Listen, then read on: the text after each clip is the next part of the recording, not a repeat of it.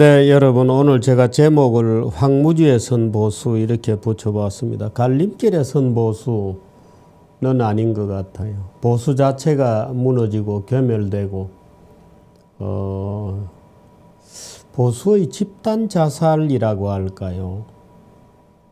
좀 과격한 표현입니다만은 보수가 스스로 집단 자살을 하려고 하는 것 같아서 말리려고 합니다. 집단 자살은 안 됩니다. 전 국민의 35% 내지 40% 정도의 표를 가지고 있는 집단이 자멸하려고 하는 것을 보고 있을 수는 없죠. 스스로 고사되려고 하는 보수를 보고 있을 수는 없습니다. 우선 이 시부터 한번 보시죠. T.S. 엘리어트가 쓴 황무지라는 시입니다. 우리가 너무나 잘 아는 시죠. 4월은 진정 잔인한 달. 죽은 땅에서 라일락을 키워내고 추억과 욕정을 뒤섞어 잠든 뿌리를 봄비로 깨운다. 이렇게 시작되는 April is the cruelest month. Breeding lilacs out of the dead land. Mixing memory and desire, 기억과 욕망을 뒤섞어. 자, 이 말을 보면서 요즘 우리 보수 같다는 느낌 듭니다. Memory and desire. 근데 사실은 이 4월은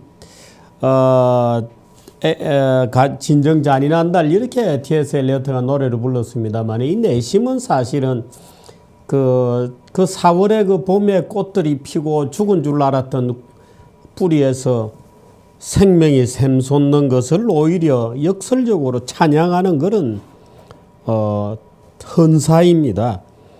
Mixing memory and desire, stirring dull roots with spring rain. 봄비로 깡마른 뿌리들을 휘젓고 Winter keeps us warm. 겨울은 따뜻했네. Covering us in forgettable snow. Feeding a little life with desire tubers. 이렇게 됩니다. 4월은 진정 잔인한 달. 죽은 땅에서 라일락을 키워내고 추억과 욕정을 뒤섞어 잠든 뿌리를 봄비로 깨운다. 이렇게 되어 있습니다. 근데 지금 대한민국 보수는 잠든 뿌리가 지난 겨울에 믹싱 메모리와 디자이어, 추억과 욕정, 욕망, 욕정이라고 번역했습니다만 욕망이 메모리 앤 디자이어를 섞어서 잠든 뿌리를 봄비로 깨운다고 하는 깨어나는 순간은 아직 아닌 것 같습니다. 제가 이 엘리어트 시의 뒷단에다가 한 소절 시를 제가 쓴 시를 하나 붙였습니다. 엘리어트는 이렇게 얘기했지만 그러나 길 잃은 보수에게 아직 봄은 없어. 겨울은 거꾸로 돌아오고 분열의 씨앗만 마른 땅에 나뒹구네. 유령은 다시 돌아오고 죽은 자들의 탐욕스런 영혼은 눈뜬 자들을 다시 몽롱하게 만들어. 친박입니다. 죽어야 될 친박이 죽지 않고 오히려 애국기 세력, 애국시민, 태극기 세력 가운데 떡하니 자리를 다시 잡아버렸습니다. 유령은 다시 돌아오고 죽은 자들의 탐욕스러운 영혼은 눈뜬 자들을 다시 몽롱하게 만든다. 얄팍한 정략들은 서걱이며 마른 가지를 흔들고 고뇌는 방향도 없이 어디론가 배를 밀어간다. 나중에 이건 자막을 좀 넣어주세요. 원혁씨.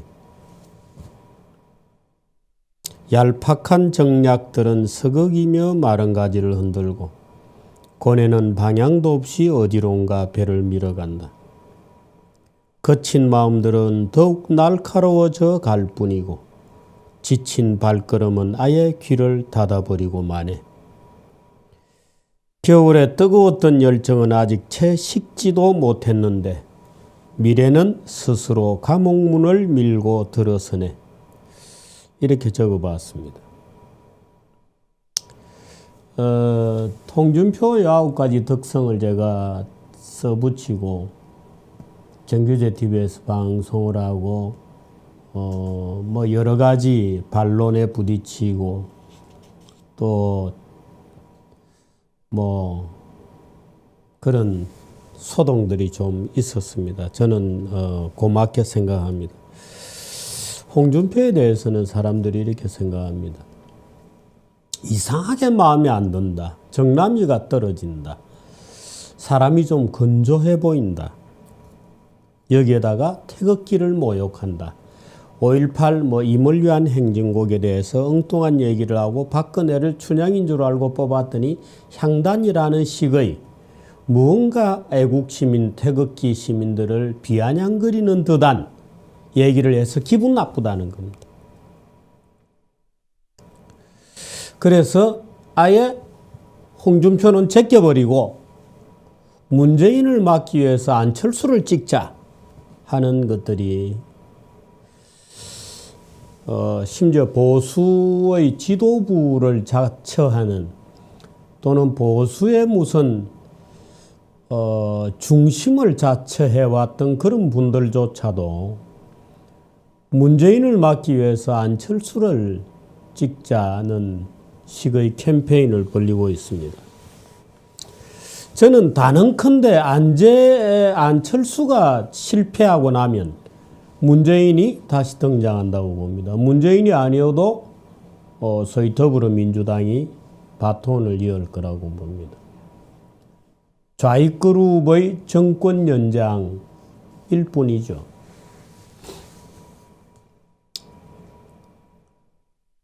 그런 분들이 많은데요. 문재인을 막기 위해서 안철수를 글쎄요. 저는 안철수와 문재인에게서 어떤 차이가 있는지 또는 문재인이 40석밖에 안 되기 안철수가 40석밖에 안 되기 때문에 대통령이 되고 나면 필시 연정을 해야 되는데 자유한국당과 연정을 할 것이라는 그 어처구니 없는 계산이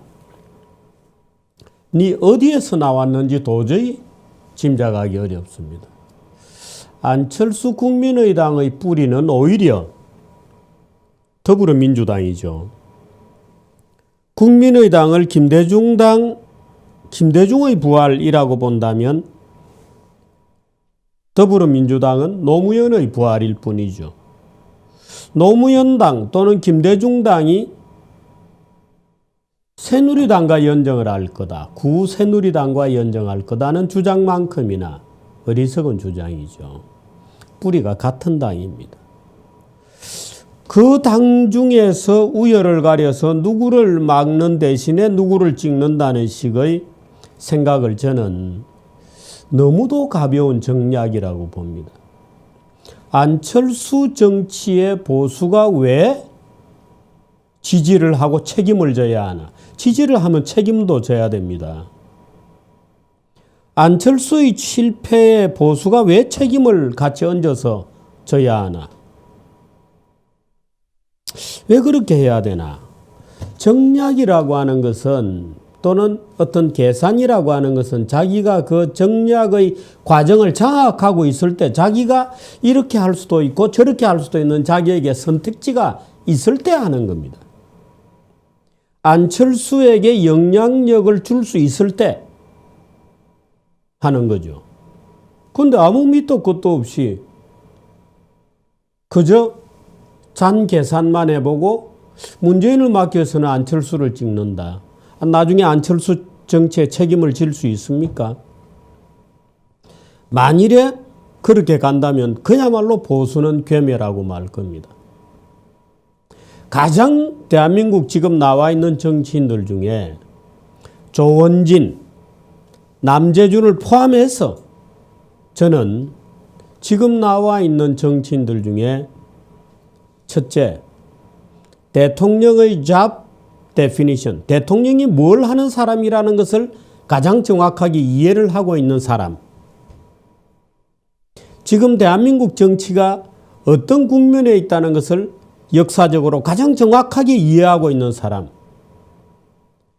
다음 보수 정권이 무엇을 해야 되는지, 어떻게 정교조와 민노총에 맞서야 하는지를 유일하게 이해하고 있는 사람. 도대체 국가라는 것은 무엇이며 대통령은 거기에서 무엇을 하는 사람인지를 제가 볼 때는 거의 유일하게, 이건 거의입니다. 거의 유일하게 이해하고 있는 사람. 보수가치에 가장 충실한, 다시 말해서 법치, 자유민주주의, 시장경제 이념, 자유라고 하는 가치를 가장 정확하게 이해하고 있는 사람은 저는 홍준표라고 봅니다. 왜 보수의 버젓한 대안이 있는데 마치 대한민국 언론들이 고영태 아무리 떠들어도 귀도 기울이지 않는 것처럼 지금 친박 프레임에 갇힌 일부 보수 지도 그룹이 홍준표에 대해서는 아예 문을 닫아 걸어버리고, 야, 안철수 찍자. 그러면 문재인을 막을 것이다. 라고 정략적인, 저는 보수가 괴멸로 가는 길이라고 봅니다. 아니, 보수 가치를 가진 후보가 있는데, 그것도 가장 보수적 가치를 가진 후보가 있는데, 자유민주주의에 대해서 정확히 알고, 자유로운 개인이 무엇인지 정확히 알고, 국가가 무엇을 해야 되고, 대통령이 무엇을 해야 되며, 지금 대한민국 정치가 왜 이렇게 엉망이 되었는지, 국민의당 보십시오. 안철수요. 대릴사위죠. 국민의당의 대릴사위입니다. 지금 우리나라 정치 전반에 가장 큰 책임을 져야 할 정당. 지금 우리나라 정치가 부패하고 지역주의고 말하자면 5.18의 볼모가 되어 있고 이런 모든 문제들에 가장 책임을 져야 하는 정당이 저는 오히려 국민의당이라고 봅니다. 얼치기 좌파에다가. 국민의당이 실패하면 그 다음에 또다시 제대로 좌파를 해보자 하고 나올 겁니다. 보수가 책임질 수 있나요? 지금 보수의 지도자를 자처하는 문재인을 낙선시키기 위해서 안철수를 찍는다고 주장하는 분들이 책임질 수 있나요? 그 정치에. 그 정치의 실패 무슨 책임을 지겠습니까? 그리고 그 다음에 무슨 보수를 재건합니까? 무슨 보수를 어떻게 재건할 거냐 이거죠. 저는 재건이 불가능하다고 봅니다. 지금 보수가 자기의 깃발을 스스로 내려버리는데 무슨 재건을 돼요? 누구를 가지고 재건을 합니까? 친박 가지고? 이미 역사에 지나간 유령들이잖아요. 오히려 책임져야 될 자들이 지금 오히려 태극기를 등에 업고 뽀젓이 살아서 조원진, 서청원, 최경환 그러고 있는데 사람 이름을 자꾸 얘기해서 죄송합니다마는 낡은 정치와 대결할 수 있는 새로운 보수 가치를 세울 수 있는 이 절호의 기회에 포기해버리고 쉽사리 전략적 생각으로 문재인이 아니면 좋다. 아니죠. 보수는 다 죽여버리고요.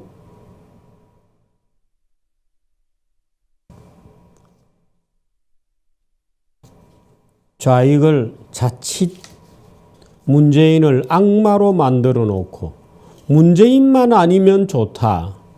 저는 그렇게 보지 않습니다. 우리나라에 현존하는 정치 부패의 그 모든 문제들이 오히려 국민의당이다. 오히려 국민의당에 있는 거다. 그 본질이. 그 당을 뽑자? 무슨 정략이 있는지. 그래서 안철수를 뽑아주면 안철수가 보수 정책을 펴면서 자유한국당하고 정책연대라도 해줄 거라고 보시는지. 참 저는 무책임한, 누가 그런 무책임한 주장을 내놓고 있나. 해보지도 안 하고, 해보지도 않고, 그저 마음에 안 든다. 왜 홍준표는 굽실거리지 않나? 홍준표가 왜 굽실거려야 됩니까? 그렇습니다. 4월은 진정잔인한 달, 죽은 땅에서 라일락을 키워내고 추억과의 욕망을 뒤섞어 잠든 뿌리를 봄비로 깨운다. 고 T.S. 엘리어트는 썼습니다마는 황무지에 봄이 오는 풍경을 벅차오르는 기분으로 사실은 황무지라는 시를 쓴 겁니다. 그런데 오히려 지금 대한민국 보수들은 스스로를 얄팍한 정략에 기대어서 파괴하고 있다. 왜 자기의 가치를 버리나? 왜 자기가 통제할 수 없는 정략을 생각하나? 나중에 누가 책임질 거냐? 하는 점에서 걱정이 좀 되어서 얘기를 좀 드렸습니다. 정말 지금이야말로 보수의 가치, 왜 우리가 보수의 가치를 유지하려고 하냐? 그게 모든 국민에게 절대적으로 필요하기 때문이죠. 무슨 저는 진영 논리? 천만의 말씀입니다. 보수의 가치는 왜 필요하냐? 온 국민이 그 속에서 국민의 n분의 1의 권리와 의무를 가지고 조화롭게 사회를 끌고 갈 수 있는 체제는 자유민주주의와 자유시장의 체제이기 때문에 우리가 그걸 지키는 것이지. 무슨 정치 진영, 누구하고 뭐 의석을 뭐 나눠 먹고 뭐 이런 것 때문에 내가 무슨 한 자리를 차지하고 이런 것 때문에 하는 것은 아니죠. 그게 모든 국민에게 보편적으로 정당한 체제이므로 모든 국민들이 조화롭게 살 수 있는 체제는 자유민주주의와 자유시장경제 체제밖에 없기 때문에 그 가치를 우리가 들어야 하는 건데 대통령 선거에 그 가치를 미리부터 자기들은 깃발을 내린다? 미리부터 깃발을 내린다? 보수 가치를 가장 정확하게 대변하는 후보가 있는데 미리 우리 깃발 내리고 투항하자. 다 보수 가치는 없애도 좋아. 우리는 표를 어디로 줄까만 고민하면 돼. 무슨 문재인이 되면 안 되고 안철수가 되면 되고 그럴까요? 김대중이 되면 되고 문재인은 노무현은 안 돼. 그 뿌리가 같은 당인데 도대체 무엇을 버려서 무엇을 선택한다는 것이죠. 그렇습니다. 보수의 황무지라는 제목의 말씀을 드렸는데